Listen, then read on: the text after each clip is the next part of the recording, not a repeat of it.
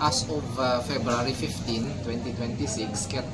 adan iti na iproseso nga 4,900 or more or less 5,000 iti na obrata yon nga permit para kadito nga renewal ket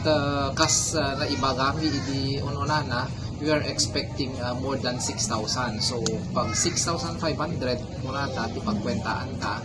i-minus ta ditay nakastreken nga na-issue admin mga 5,000 kunata akit at tapay more or less 1,500 ti your uray may nga umay adrenyo itanta aging nga February 28, 2026 detoy maudi nga panagre-renew iti business tayo. And detoy na-extend ket detoy nga pribilehyo ket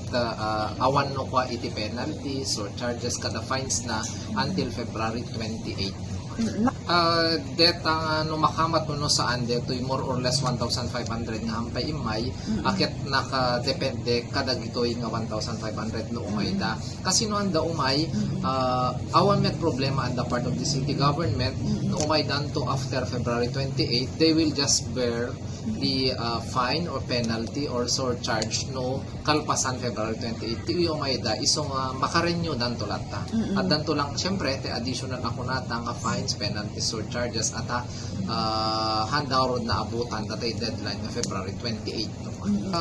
Nang yun na kami di kita yung surcharges sigot iti treasurer's office tayo 25% kung natanong ko 25% per month iso nga nagdakkel di jay maitipon iso nga we are encouraging di ito haan pay nga may naka-permit itata until February 28 ado pay tigundaway dakit yung may dokumenta